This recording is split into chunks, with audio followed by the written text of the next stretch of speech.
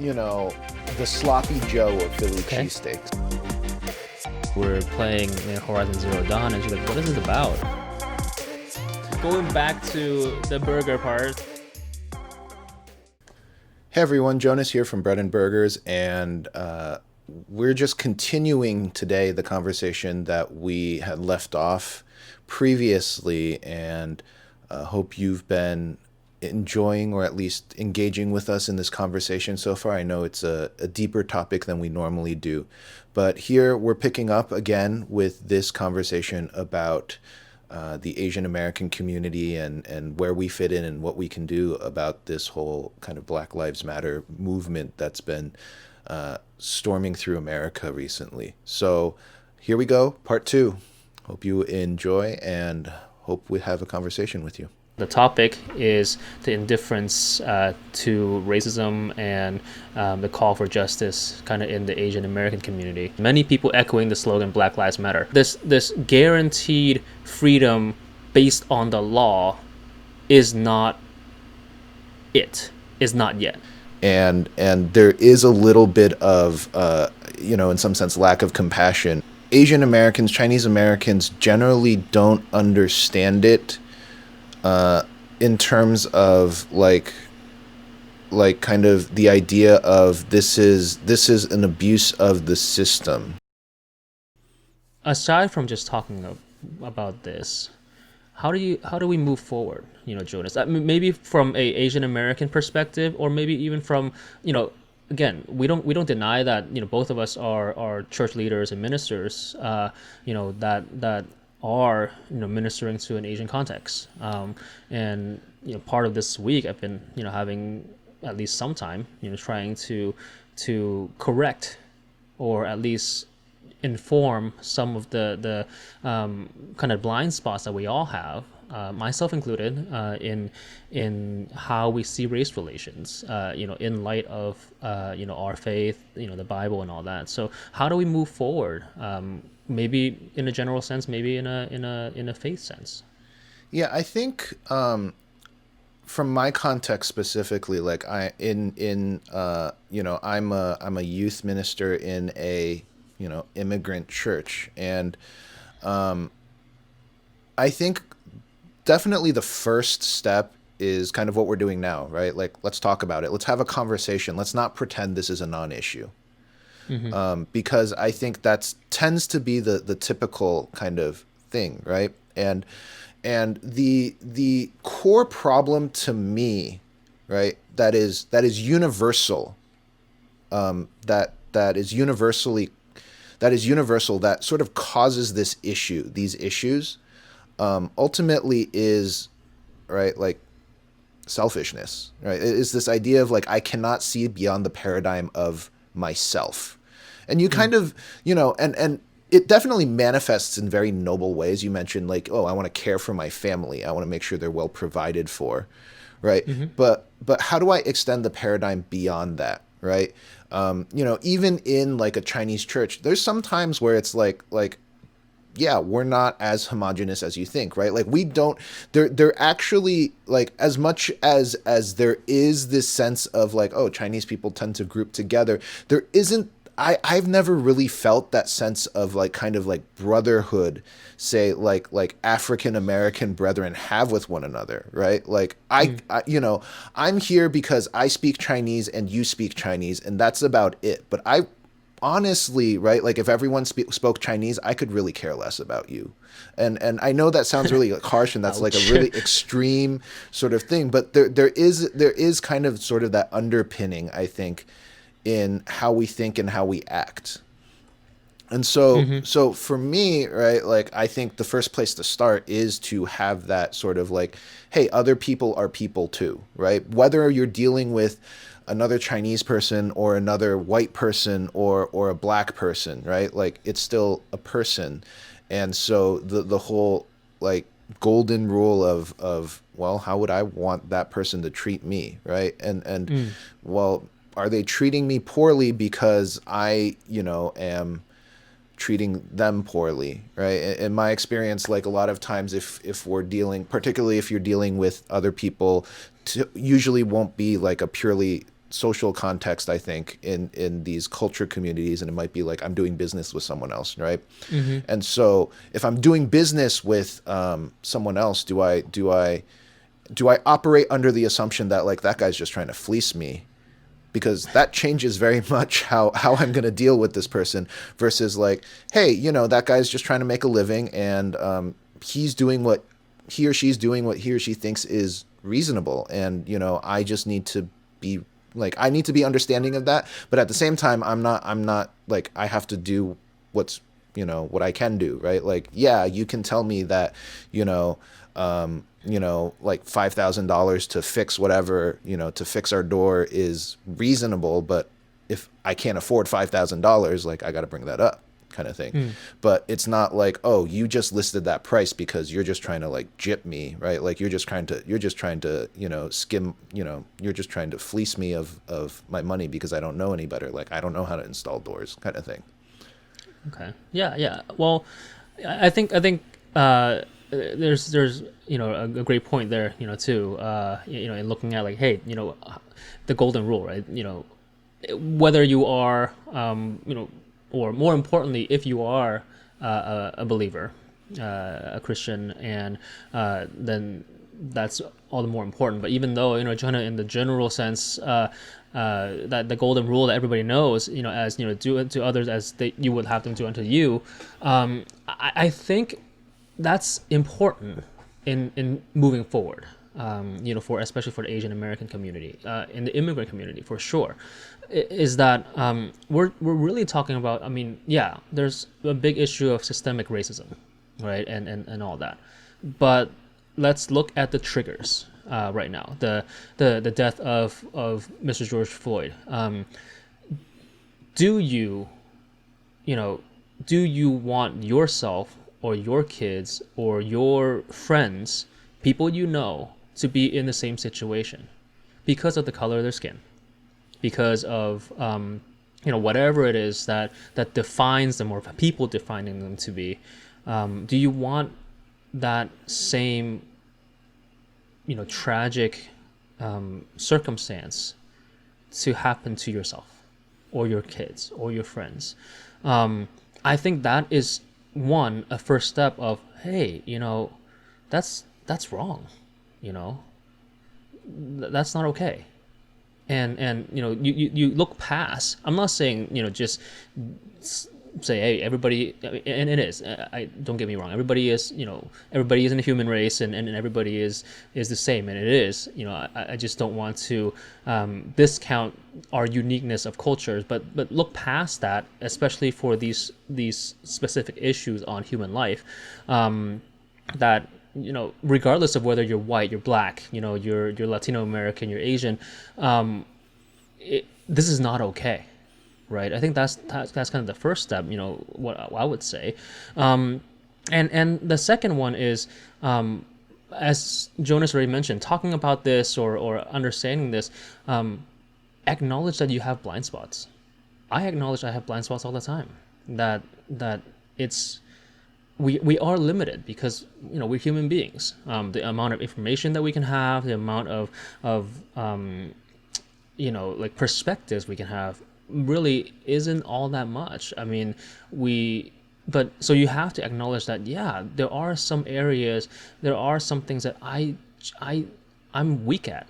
I might be worried about someone who does not look like me. I might be worried about someone that is in a different culture or a different background, living in a different side of the city than me. But don't stop there. Acknowledge that, and then say, why is that? Question that blind spot, and slowly you begin to realize that, hey, these things are unwarranted. I think that those two things, for the most part, helps, if you will. Yeah, I think what I really appreciate about what you just said is this, like, fundamentally we have to go back to, is this wrong? Right? Like, we have to have that sort of moral definition. It's not, is this wrong for me? It's not, it's just, is this wrong? Question mark. And I think that's where we have to begin thinking, right? And we have to understand, I think, especially as Christians, that there definitively is a right and wrong. And as Christians, we believe that applies regardless of whether or not the other person is a Christian.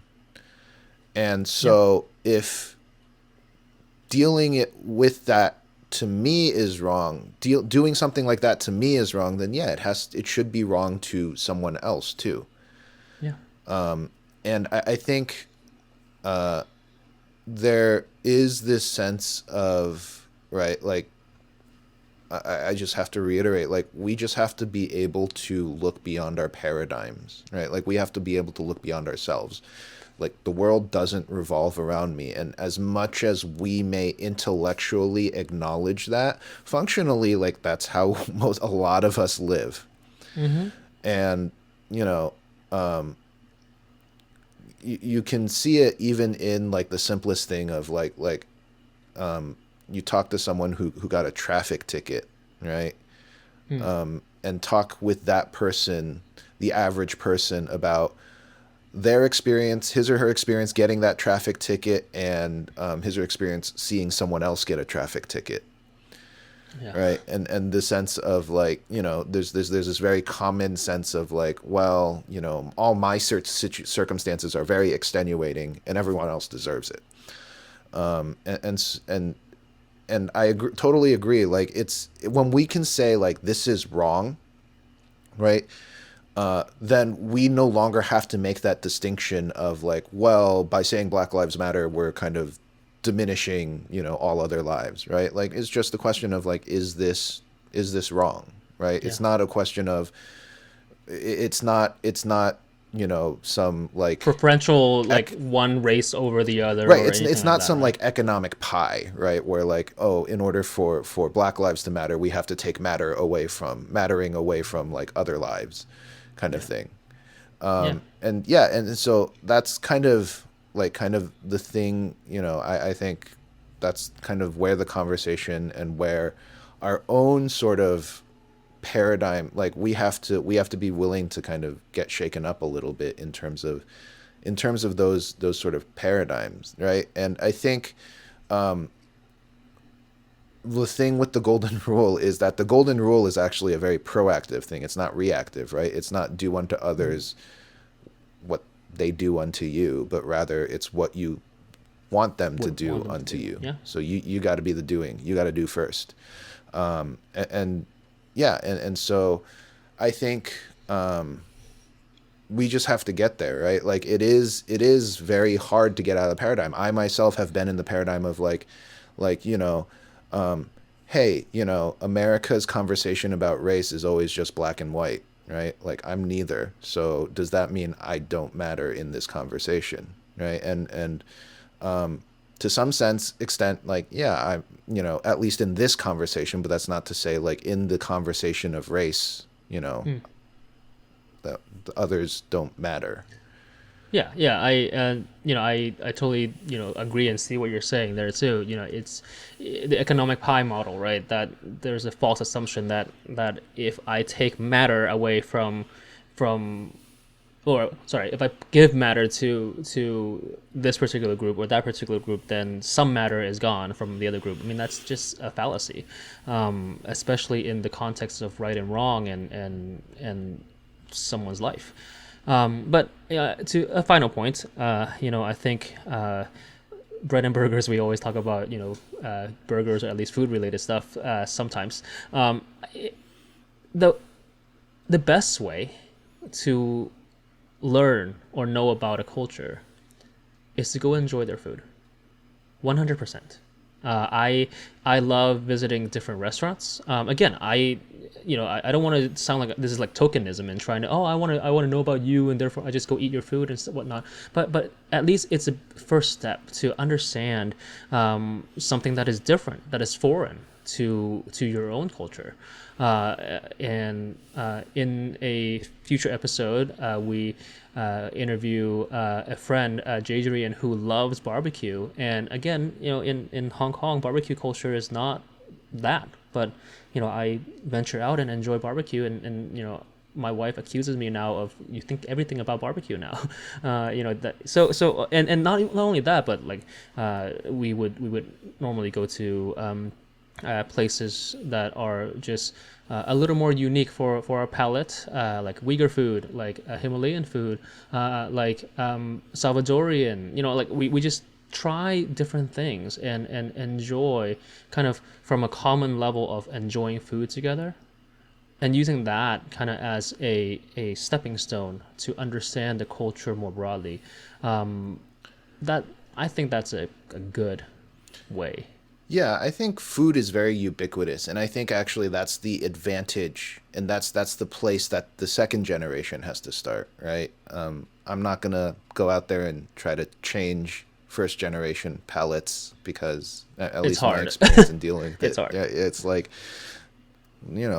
there's no rice, this isn't food.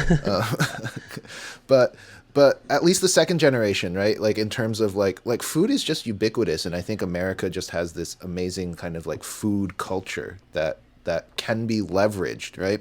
And not only is it a great way to get into it in terms of, right, like I want to know more about this culture, but I think it's also an amazing opportunity to just have a conversation, Yeah. right? Like if you don't normally run into African American people, I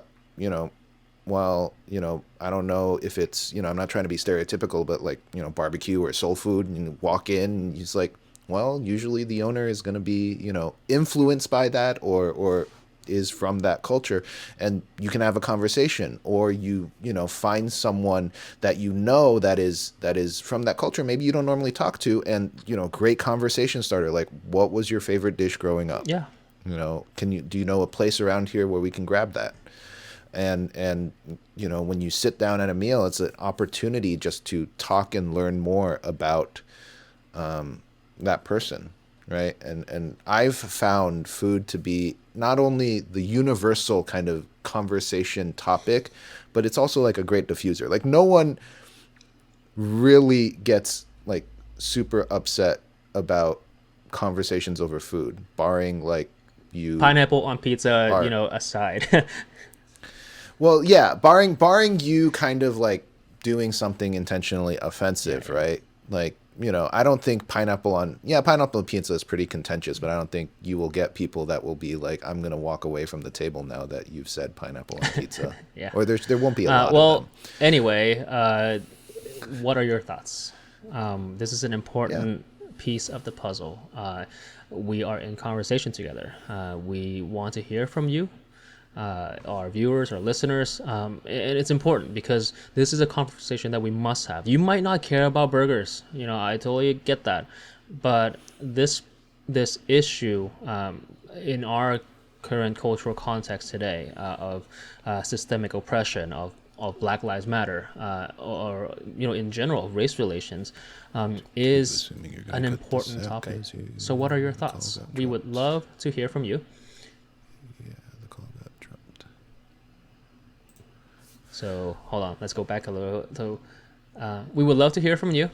Yep. And again, don't forget to subscribe, to click the little bell icon, to like this video. Again, because part of it is we really want to hear what your thoughts are, and have a conversation, genuine conversation, with each and every one of you.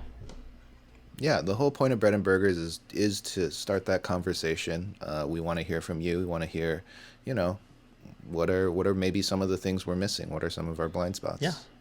Blind spots. That's I'd a love good to hear that too. Yeah. Also, would love to hear that with you over a burger. Yeah, for sure. So like, subscribe, little bell icon, download our podcast, and we will see you next time. So yeah. Bye.